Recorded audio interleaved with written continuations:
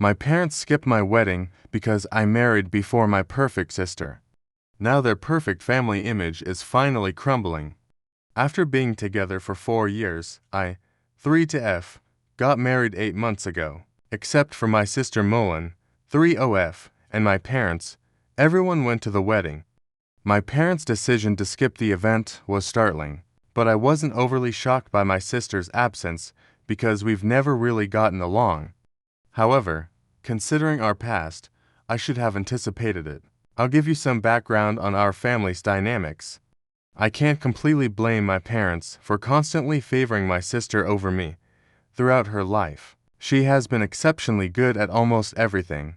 She was the center of attention in every room she visited. As soon as she could walk, she won every spelling bee, science fair, and talent show in elementary school. Class president, valedictorian, and prom queen were all very much the same in high school.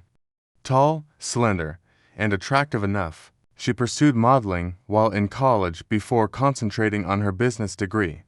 She got her first modeling job during her sophomore year, and I can still remember it. To celebrate, my parents invited all of our family members and her friends to a lavish party.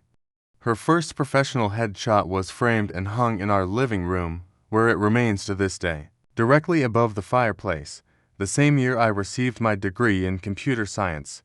They merely murmured, "Well done," and resumed organizing Mullen's next photo session. She immediately climbed the corporate ladder after graduating and landing a job at a prominent company. She already has a corner office and a corporate car at the age of 30, making her a senior executive. In the meantime, I work for a respectable computer company, a mid-level software developer. Although I'm pleased with my work and it's a decent profession, it's not the type of employment that makes parents boast in front of the family. In addition, I'm bigger and shorter than my sister. My mother made crude remarks about my appearance, signed me up for workout classes I didn't want to attend, and put me on diets all the time when I was growing up. She would say, "Mullen never struggles with her weight," or "You could look as nice as your sister if you just put in a little more effort." Even though I had learned to ignore these remarks by high school, they had an impact. Over the years, I've accepted these distinctions. I ultimately came to terms with the fact that my parents never took as much delight in my accomplishments as they did in Mullen. What was my option? I tried to get their approval for years by attending classes they recommended, joining clubs they encouraged, and even attempted modeling for a short time, a failure my sister never lets me forget. However, nothing was ever sufficient. I was merely the second daughter, and they were completely enamored with my sister's achievements. I gave up attempting to impress them sometime in my mid-20s. I concentrated on creating my own life, growing professionally on my own terms, and forming bonds with individuals that respected me for who I am. To be honest, following that, things have improved. Knowing that my parents were constantly concerned about maintaining appearances, I kept my interactions with them were superficial in order to prevent conflict during our mandatory Christmas meals and family get-togethers. I would nod and grin while they raved about Mullen's most recent job, lover, or vacation spot. Since they had Mullen to swoon over, they didn't seem to notice my emotional distance. Then, at a computer conference, I ran into my spouse through a mutual friend. He noticed me, actually saw me, unlike my family. He liked my dry sense of humor, my ability to code, and yes, even my body type. Right from the beginning, he never once said I should change or make comparisons to other people. He opted to me after 4 years of dating when we were alone at home, enjoying takeaway and our favorite TV in the background. It was flawless. Naturally, I told my folks that I was engaged last year. My first clue should have been their response. There was no congratulation, only stillness. My mother then questioned whether I was certain I wanted to jump right in and recommended that I might want to improve my physical condition before the wedding. My father didn't say much at all. During the engagement party, my husband noted their odd reaction, which I was too anxious to fully comprehend at the time. They crouched over my mother's phone in a corner for the majority of the evening. My husband then informed me that he had heard them talking to Mullen on the phone, who was clearly crying. They were talking about how this wasn't the plan and how they never expected Rebecca to get married first, according to what he vaguely heard. There were some minor setbacks during the wedding planning process. Despite not even being engaged at the time, my mother had already made many wedding Pinterest boards for Mullen and was not interested in assisting me in selecting a dress or location. My mother merely remarked that it was practical and suitable for my figure when I selected my dress, a straightforward yet exquisite aligned gown that made me feel lovely. My future mother-in-law, who treated me like the daughter she never had, and I ended up working together on the majority of the preparations. I carefully reviewed and double-checked the guest list with my spouse to be sure no one was overlooked before sending out both electronic and paper wedding invitations. I am certain that my parents received theirs because the electronic invitations included red receipts. I called, texted, and emailed them several times after realizing they hadn't RSVP'd. My mails were either ignored or met with evasive responses stating that they were very busy and needed to check their schedules. I couldn't waste too much energy worrying about it because I was too busy getting ready for the wedding. My in-laws were incredibly helpful, offering assistance with everything from seating maps to floral arrangements. Even at the lovely bridal shower hosted by my husband's sister, the painfully obvious absence of my own family was never brought up. Even though my parents weren't there, the wedding day itself was beautiful. We held a laid-back afternoon celebration after the morning wedding in a garden setting. Everyone was right when they said we looked so content and in love, but there were times when their absence felt like a physical anguish, such as when I saw the front row seats empty or at the father-daughter dance that I was not able to attend. I sought answers after the honeymoon and wedding. They said they were deeply hurt that they had never gotten a formal invitation. When I eventually reached them on the phone, my mother launched into a lengthy tirade about how careless I was, how she had always wanted to assist in organizing her daughter's weddings, and how she couldn't comprehend why I would leave them out of such a significant occasion. I was perplexed by this, since I was positive we had given them both kinds of invitations. During the call, I verified that we had indeed sent them by looking through our records. Even the physical invitation's delivery was confirmed. I didn't confront them about their attempts to gaslight me. I just said I was sorry for the error and hung up. Later, my husband brought up a number of incidents that demonstrated their true intentions, such as the way they appeared surprised rather than delighted when we told them we were engaged, or the way they continued coming up with reasons not to assist with the wedding planning. Because he didn't want to add to my anxiety during the wedding planning process, he hadn't brought up these findings earlier. But in retrospect, the pattern was clear. The idea that I, the less successful daughter, was getting married before their beloved Mullen was too much for them to bear. Their demeanor simply served to validate what I had always suspected but had resisted, that I would never be able to compete with my sister in their eyes.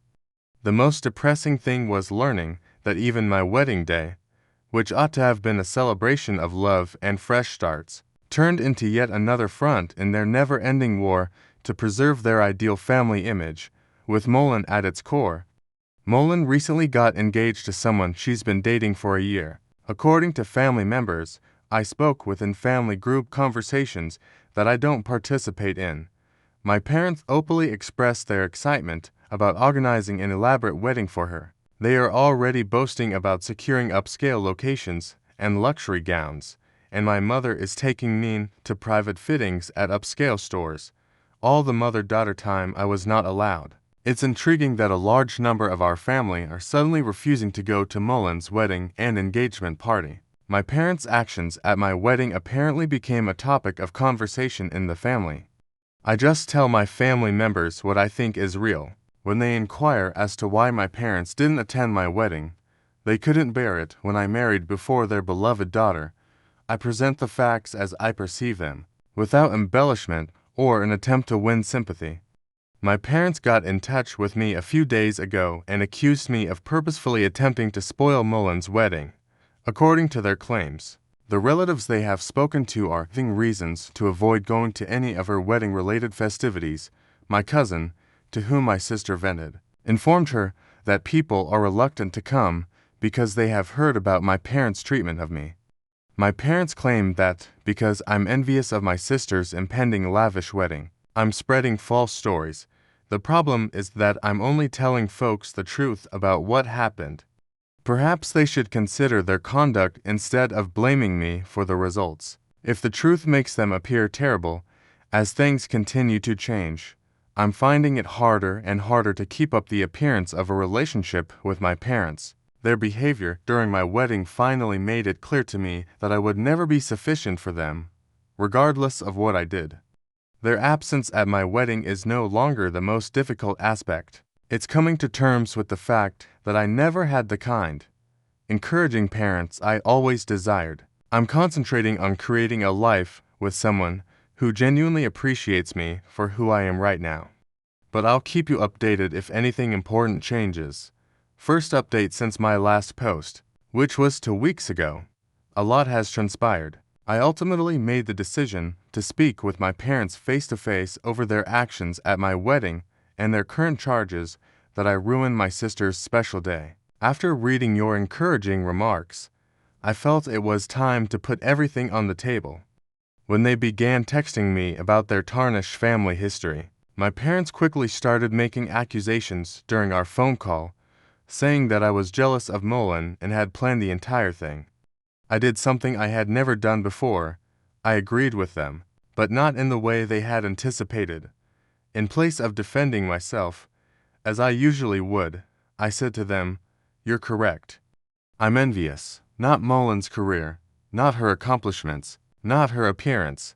I'm envious of the unwavering love and support you've shown her, which you never even made an effort to show me." There was a pause in the line. My mother then began claiming that I was exaggerating and that they had always treated us equally. Something broke inside of me at that moment. Feelings that had been repressed for years came flooding out. I informed them of each birthday when Mullen's most recent success eclipsed my own accomplishments.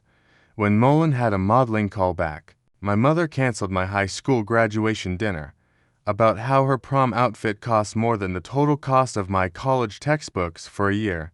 I continued. Despite my father's attempts to cut me off by accusing me of exaggerating, I talked about how it was to watch them spend years organizing my sister's fictitious wedding while showing no interest in my own. I told them how painful it was to see my parents' seats vacant and how my mother-in-law had to help me with everything, from wedding preparation to clothing buying.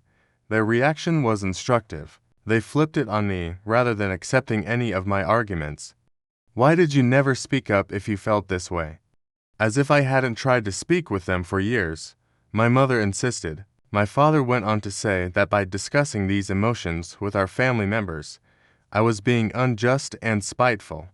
My mother said something at that point that ultimately clarified everything. "We never imagined you'd go to such lengths as to try to ruin Mullen's wedding out of spite. But we always knew you were insecure about her success," she stated. "This is not how we brought you up." I became aware that they couldn't even hear me. They believed that their behavior and my emotions had nothing to do with the entire circumstance. It has to do with Mullen's reaction. They were more worried about her impending nuptials than the hurt they had caused me. Even during this discussion about their absence from my wedding, I didn't attempt to make things better. For the first time in my life, I didn't retract or apologize. Rather, I expressed my thoughts to them directly. "You're correct on one point. I was raised by you. You instilled in me the belief that I would never measure up, that Mullen's accomplishments would always be more significant than mine, that upholding your ideal family image was more essential than my feelings. However, you also taught me that I deserve better than this, which was something you didn't mean to teach me." Before my father spoke, there was a long pause. He spoke in a cool, collected tone. "Maybe it's time for us to stop acting like we're bad parents since you've already determined that we are, and you obviously take pleasure in seeing us suffer. Since you are family, we assumed you would assist in resolving this issue, but it is clear that you have made your own decisions. The last blow was delivered by my mother. Perhaps you simply couldn't cope with not being the center of attention, even though we always tried to treat you both fairly. Rebecca, that's not our fault. You made the decision to play the victim. I refrained from arguing. Why would it matter? Everything I had been saying had just been validated by them. They were unable to admit their involvement in anything. Even at this last discussion, I just hung up and said goodbye. I was surprised to feel relieved after the call.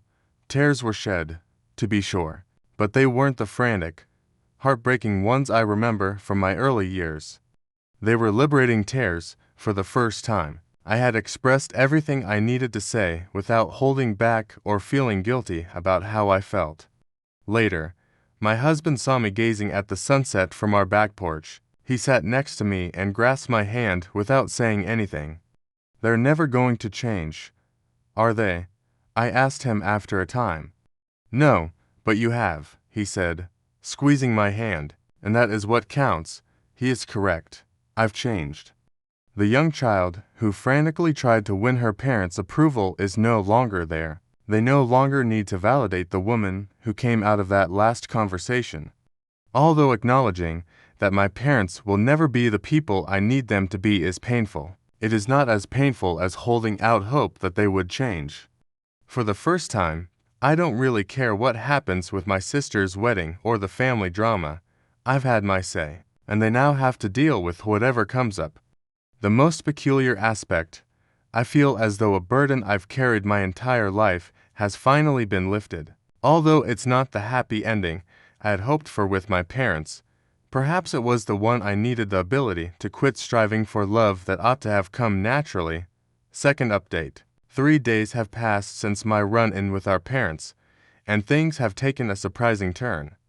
Mullen made the decision to become involved in the drama, but her strategy failed horribly. My sister sent me a thoughtfully composed message yesterday morning. She had developed a condescending tone over the years, and it was evident in her text. What you said to your parents was totally inappropriate. They have helped us through every stage of our lives and given us everything. You cannot simply blame them for being poor parents because you are insecure about the decisions you have made in life. She continued the message with her typical blend of moral superiority and covert jabs. I understand that your wedding wasn't exactly what you had envisioned, but that doesn't mean you should try to destroy mine.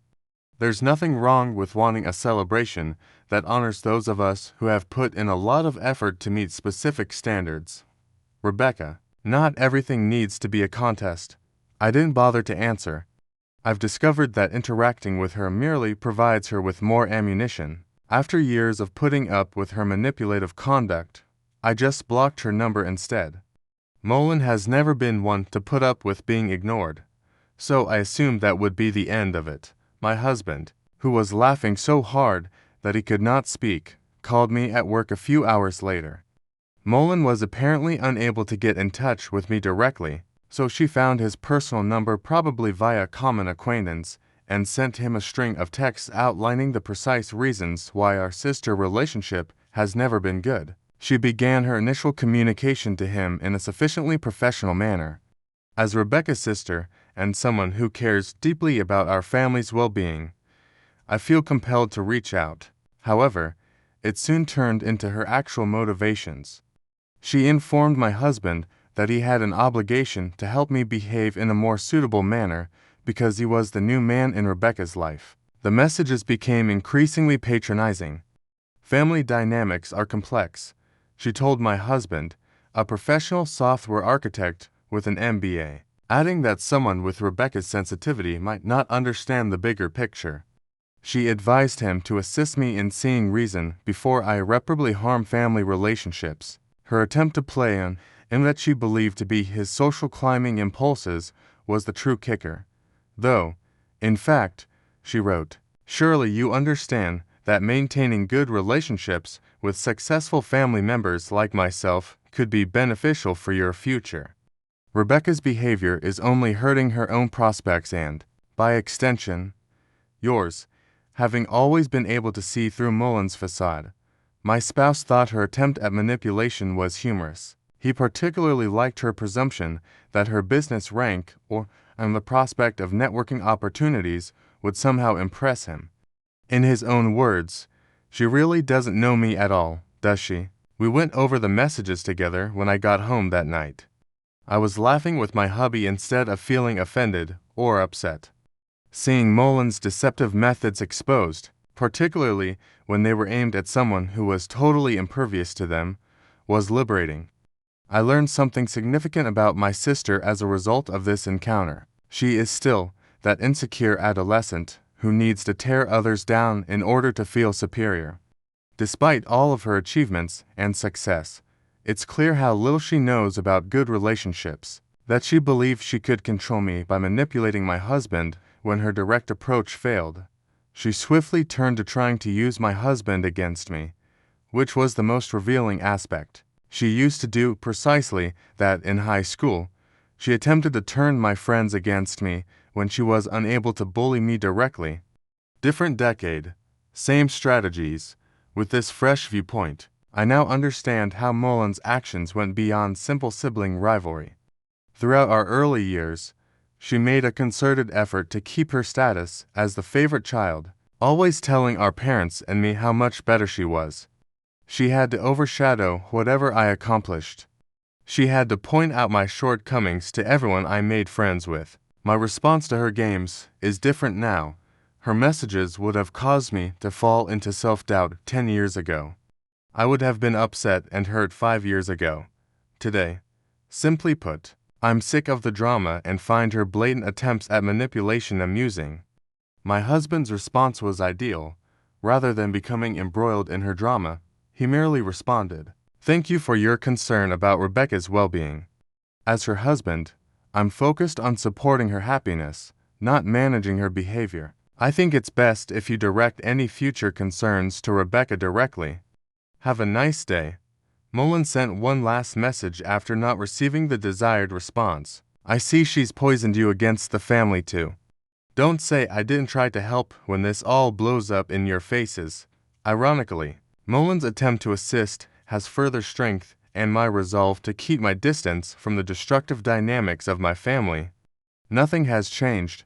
As evidenced by her messages to my spouse, she is still the same cunning individual who feels the need to dictate every story and who perceives any departure from her ideal family script as a danger. Knowing that her attempts at persuasion were so totally unsuccessful is perhaps the most pleasant aspect of the entire incident. She succeeded in bringing my spouse and I closer together rather than causing us to drift apart. Totally unconcerned by her fears of social repercussions, we joked about her texts and planned a weekend trip. During the evening, I've come to understand that true family isn't about upholding facades or dictating stories. It's about standing together, laughing together, and supporting one another when someone tries to manipulate you, even your own sister. I'm more certain than ever that I'd be better off keeping a safe distance from Mullen's wedding drama instead of getting sucked into my family's never-ending power struggles. My husband and I have made the decision to concentrate on creating our own happiness. Success is said to be the best form of retaliation, but I'm coming to realize that real success isn't about impressing people. It's about accepting your decisions and surrounding yourself with individuals that encourage rather than impede your own development. I feel more successful than ever by that metric. Third update. After my sister's unsuccessful attempt to control my husband 2 weeks ago, things have taken unanticipated turns. The situation is becoming worse despite my parents' desperate attempts to repair their reputation. I found out through family ties that my parents have been on a mad quest to correct the narrative. They have been phoning each relative separately and accusing me of spreading vile tales because I'm envious of Maline's ideal wedding. They claim that I'm just resentful since her wedding will be far more sophisticated and gorgeous than mine was. According to their most recent tale, I purposefully left them out of my wedding so I could act like the victim. It's funny that they still reside in the same home they've owned for 30 years and have the same email addresses since the invention of email. But they're saying I sent their invitation to an old email address and an old physical address. The good news is that their attempts to limit the harm are failing miserably. our family members don't believe it. Actually, a number of family members have shared their personal accounts of my parents' history of partiality. According to one aunt, my mother had previously engaged in similar antics at family weddings in an effort to guarantee that Mullen was the life of the party. The way my extended family has reacted to my parents' manipulation is the most fulfilling development. Important family members, some of whom were expected to have significant parts in the event, have stopped supporting Maline's wedding. They may no longer have access to the exclusive location they were able to get through family ties. Even a family friend's luxury garment business has unexpectedly experienced scheduling conflicts. At a family get-together last weekend, things reached a breaking point. It seems that when someone naively inquired about my wedding pictures, my mother became upset out of jealousy. She started a defensive tirade about how I had changed after getting married and was attempting to destroy the family. Her tantrum backfired, stunning a number of relatives who were unaware of the circumstances and further harming their well-maintained reputation. It's especially ironic that my parents' frantic efforts to maintain their ideal family facade are the reason it's falling apart. Each time they attempt to justify their absence from my wedding, they wind up disclosing more about who they really are. People are becoming more aware of their deception the more they attempt to portray me as the bad guy. Family members are now picking sides after previously remaining impartial. Recently, even my father's brother, who had always kept silent to maintain harmony, apologized for not speaking up sooner about how they treated me. He has made the decision not to go to any of Mel's wedding-related festivities with his family. I don't have to answer any of this explicitly, so I haven't. The truth is taking care of everything for me.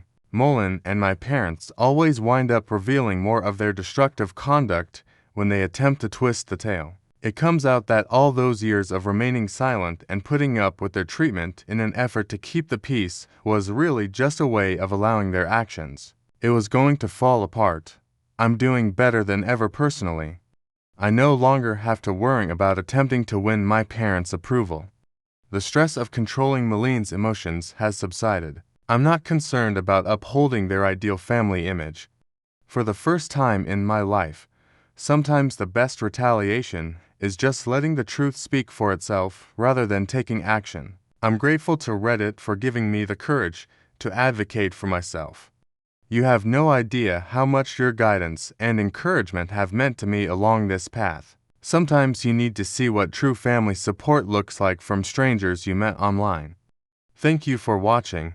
If you haven't subscribed yet, please do so and hit the notification bell to stay updated with more shocking real-life stories happening around you. My best friend had a much more fulfilling life than I do. I had always been very jealous of hers. I want all what she had to be mine, even her husband. I'm Linda, 23 years old, and I live in a tiny town in Gloucestershire with my 24-year-old good friend, Amy. We talked about everything, from our early years to our aspirations for the future. But Amy had it all. She was a stunning, accomplished woman leading a full life that included a home, luxurious living, and a devoted spouse, which gave me the impression that our destinies were taking very different turns. I led a life of misery and mediocrity with my uninteresting appearance and employment. When I look at Amy's life, I can't help but feel jealous. Every time I see her with a new car, new clothes, or luxury vacations, I start to feel unfair and self-pity. However, since my friend has so many things, I think it's natural for Amy to pay for every meal, give me things I like, or share a few things with me so I don't feel sorry for myself. Despite Amy's wealth and success, she always strives to be fair, which hints at her underlying kindness. This aspect of her character, alongside her luxurious lifestyle, only makes me envy her more, though I can't help but respect her for it. The mix of Amy's advantages, her generosity, her fairness, and my envy creates a complicated picture of our relationship. Her life reflects what I want, but also what I lack. Yet, her actions somehow create a connection between us, even amidst the jealousy and admiration I feel towards her. Sadly, though my envy and sense of competition stemmed from constant admiration, which made me want to take everything from Amy. As a result, I began to pay close attention to everything she did, hoping to find some mistake that would justify my unhappiness. Then I would have a reason to make her husband mine. In the middle of the glittering gala, when each glistening chandelier appeared to vie with Amy's amazing universe, a small annoying thing happened. I saved money and partied with a lot of joy to get my favorite outfit, a jade green dress that I had always wanted. Every time I put the dress on, I felt more secure because of its deep green hue, which complemented my quiet, collected, yet self-assured demeanor. Amy, caught unaware amidst her gleeful laughing, carelessly spilled her scarlet Pinot Noir, staining my cherished dress. Amy offered to buy me a new one in her favorite shade of smoky purple in exchange for replacing mine. She remarked it fit me better and gave me a more refined appearance. Her gesture was lovely, but I wasn't fond of the new tint. Instead of purple, I had intended turquoise. True to her promise, she showed up with a swanky smoky purple dress, her eyes gleaming with generosity. For her, it was but a small price to pay, another couture added to the heap of frivolities. But that dress, to me, was a symbol of the lot that I didn't have, and everything that Amy did. She rewarded my acceptance with a radiant grin, pacifying her conscience at the quick resolution. The fact that I had to alter my attire due to her error irritated me. Amy could never know how much that blue outfit and her kind smile meant to me because she lives in such a luxurious world. Amy has the opinion that if something is broken or lost, it just needs to be replaced. Given this perspective, I wonder if she will similarly show her resilience and move on to someone else if her fiancé is no longer with her. Coincidentally, I had the opportunity to observe Amy's reaction when she suddenly discovered her husband was having an affair. Amy suffered from pain and sadness. She was lost and didn't know what to do. When Amy's husband cheated on her, it proved how wrong she was to think everything can be replaced like broken things. I really don't agree with how she sees these things, so I thought about making her husband cheat again to teach her a lesson. I wanted her to realize that people and feelings are not things she can just swap out. I knew it's not just about hurting her, it's about showing her that some things are special, and she can't replace them easily. Acting on impulse, I changed to the new style because I wanted to show myself as a simple person, not smarter than the man I think I am, myself not fake. And this is better than the way Amy lives lavishly and shows off to her husband. Gradually, my comforting words began to bring brightness to many things in his life. I'm sure Amy doesn't do those subtle things because she's only focused on the outer shell of the relationship. Specifically, I began observing the subtleties of his life, assessing his desires, and meeting his needs with complex delicacy. I immersed myself in his world, my words becoming a balm for his painful existence, my gestures a tacit promise of understanding. Soon, half a year had trickled away, painting our bond with colors deeper than mere friendship.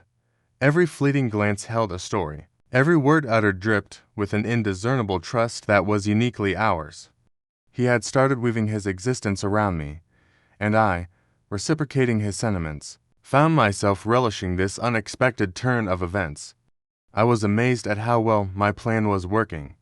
As the days went by, deep within myself, a torrent of emotions unfurled. The adoration I was receiving acted as an intoxicating potion, driving me further towards my unspoken desire. In the labyrinth of fleeting moments and lingering emotions, I allowed myself to bask in his admiration. The appeal of being desired bloomed in my heart like a beautiful, dangerous blossom, and it was Amy's unspoken negligence, her absorption in her grandeur, that subtly coaxed me into acting on my deepest thoughts. My envy and Amy's negligence morphed into a venomous cocktail, prompting me to encroach on her territory, one stolen glance at a time. He began moving in my direction, picking up on the compassion signals I was sending out. In her world of opulence, I stood far less fortunate. My life was simple and devoid of the riches that embroidered hers, yet the universe conspired to give me with the one aspect Amy had been deprived of, her husband's companionship. Amy found out everything. I wasn't as fortunate as Amy, but even so, I didn't care at the time because Amy's spouse had already been given to me. Despite the upheaval, I felt a calm descend upon me. His affinity towards me seemed unwavering, unperturbed by the disclosure. His warmth hadn't diminished, his trust still intact. And in those moments, I recognized the victory over my circumstances. I might not have been as fortunate as Amy in terms of material wealth, yet in possession of this newfound relationship, I felt rich in ways that Amy's opulence couldn't match. His affection had painted my life with colors richer than any luxury could add, and that was a victory I was ready to embrace. When she discovered the truth, Amy felt like she was hit in the heart by an unexpected arrow. Surprise and pain must be building inside her, like a storm sweeping across the mental landscape she had meticulously constructed. This was a complicated, confusing feelings that she couldn't at all manage. Amy's eyes went from being warm and loving to being icy and aloof. Amy was shocked to see how quickly had gone from being her best friend to betraying her. Amy undoubtedly has a deep emotional scar on her soul from this ordeal that may never fully heal. Amy might have some concerns, some misgivings in her heart over my relationship with her husband. However, Amy decided to ignore those doubts because she has complete faith in this close buddy. I was so sure about that. Amy was always convinced that our relationship was so strong that nothing, not even her husband, could damage it, because, in her opinion, I'm probably more than simply close friends, but more like family. That's why things lasted so long. So that helped me to know how compatible her husband and I were. Day after day, I realized that Amy's husband continued to play double games with my coworker, exactly the same way he did with my best friend Amy. What a traitor to his wife and my fragile feelings. The pain was intense because my love for him was genuine and profound, not just a fleeting attraction. I was haunted by the thought of him gradually leaving me, not understanding why I loved him so much. During that time, every day I wanted to close my eyes and go to sleep because only by doing so could I escape the painful mood and at least meet him. Even if it was only in my dreams, I missed her surprised laugh, her soft hand on my arm, and how much I wanted to be with her again right then and there. In an attempt to save this friendship, I decided to express my chaotic emotions, thinking that our shared past and intertwined memories would make her see through her impulse, my temporary stupidity, and maybe we might return to the times when we got by in life together. As I started to approach Amy with the apology I should have said earlier, my heart heavy with guilt, an unwelcome surprise was waiting for me. Who can predict what is about to happen? Amy, in a calculated but unforeseen move, but the apartment complex I called home. A feeling of shock and overwhelm went through me when I learned about Amy's plan. Her offer was simple. She wanted me out of town as soon as possible in exchange for a small envelope of cash as payment for my lease. When I heard it, it felt like the ground beneath me had disappeared. I was left teetering on the edge of reality, grappling with Amy's cold, calculating judgment, which had literally driven me away from my home. Amy's cold determination was in stark contrast to the warm, friendly personality I knew, but here we were, crossing paths at another painful time of life, a place far removed from the pleasant confusion of our shared past. Life has changed, and so is Amy, or maybe she's revealing a side of herself I never knew before. I had a really difficult time coming to terms with Amy's actual intentions. Amy's cruel side caused me to feel a strange mixture of feelings that I had never experienced before, which was a stark contrast to her innately kind disposition. Accepting Amy's new negative personality was like walking through a maze of confusion and hurt. The contrast between her past kindness and her current coldness left me feeling confused and emotionally exhausted. It was difficult to reconcile the person I thought I knew with the person standing in front of me at that moment. I had to accept that Amy's actions define me, and worse, would determine my future. Despite the agony inside of me, has she always had these hidden agendas? Or has her situation made her personality completely different, with no obvious answers in sight? Questions race through my head like leaves in a storm.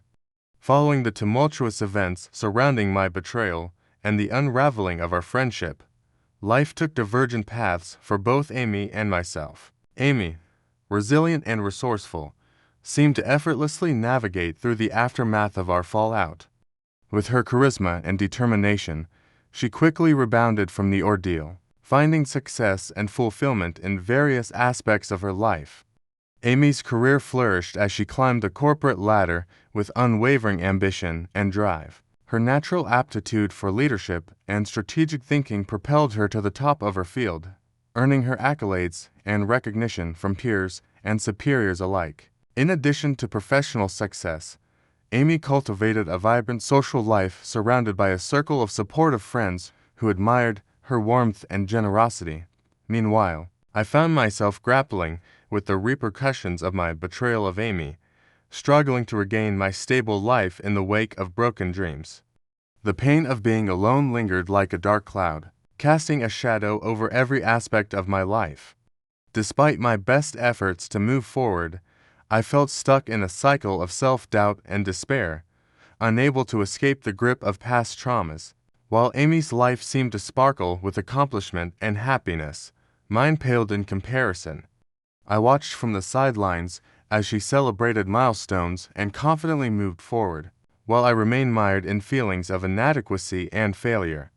The stark contrast between our respective paths was a constant reminder of my failure and deviations in perspective and character. In today's modern society, Amy was the epitome of success and grace, while I struggled to reconcile the person I had become with the person I once aspired to be. Despite my outward facade of strength, deep down I harbored a profound sense of shame and unworthiness, haunted by the belief that I was undeserving of happiness or redemption. As time marched on, the gap between Amy's life and mine widened, leaving me feeling increasingly isolated and alone. While she continued to thrive and flourish, I remained trapped in a cycle of self-destructive patterns, unable to break free from the chains of my own making. In the end, the divergent trajectories of me and Amy's lives served as a poignant reminder of the power of choice and the enduring consequences of my actions. Looking back, I realized that Amy has been much more successful in life compared to me. She managed to bounce back from tough times and achieve a lot. I've learned that true happiness isn't about having lots of things. It's about accepting your situation, staying positive, valuing good relationships, and nurturing them. Even though Amy may have more money and success, if I had focused on striving for a better life and being content with what I have, maybe Amy and I wouldn't be distant now. Amy once offered to support and help me achieve my dreams, but I saw it as pity, and it hurt my pride. My wrong perspectives and actions have hurt Amy deeply. I wonder if there's still a chance to rebuild our relationship in the future.